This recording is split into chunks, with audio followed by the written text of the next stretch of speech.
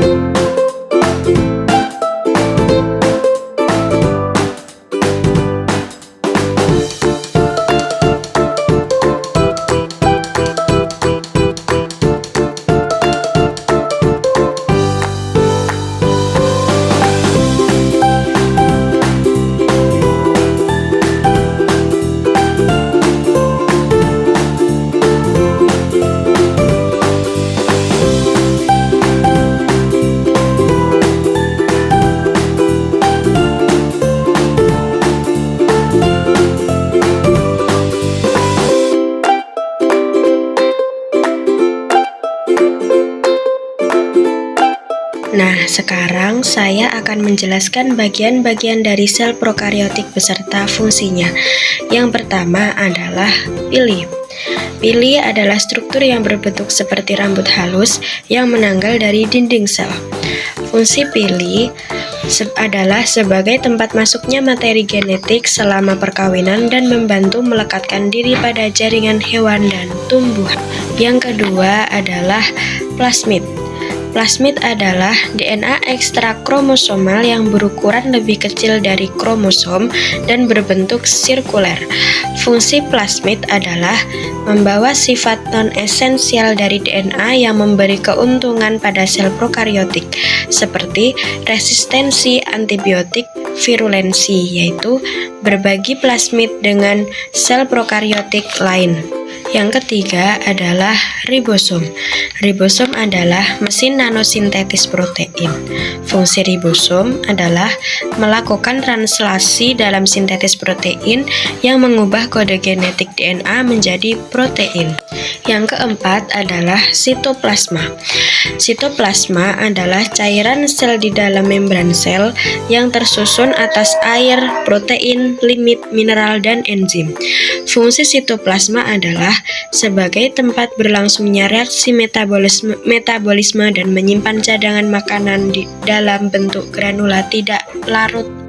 Yang kelima adalah membran plasma atau membran sel. Membran plasma adalah membran biologis semi-permeabel tipis yang terdiri dari dua lapis fosfolipid dan tertanam dengan protein. Fungsi membran plasma adalah sebagai pelindung sel terhadap lingkungan ekstraseluler dan mengatur lalu lintas zat-zat keluar masuk sel.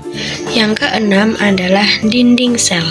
Dinding sel adalah struktur pelapis bagian luar sel yang lebih keras dan kaku yang berada di antara kapsula dan membran plasma. Nomor 7 adalah kapsula. Kapsula adalah lapisan terluar dari bakteri dengan ketebalan bervariasi di setiap jenis bakteri.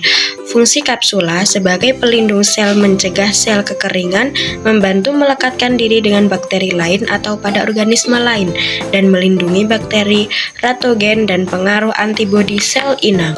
Yang kedelapan adalah flageum. Flageum adalah struktur seperti cambuk yang memungkinkan sel untuk bergerak. Fungsi flageum adalah sebagai alat gerak sel. Yang kesembilan adalah nukleoid. Nukleoid adalah wilayah sel yang tipis, transparan, dan berisi DNA primer.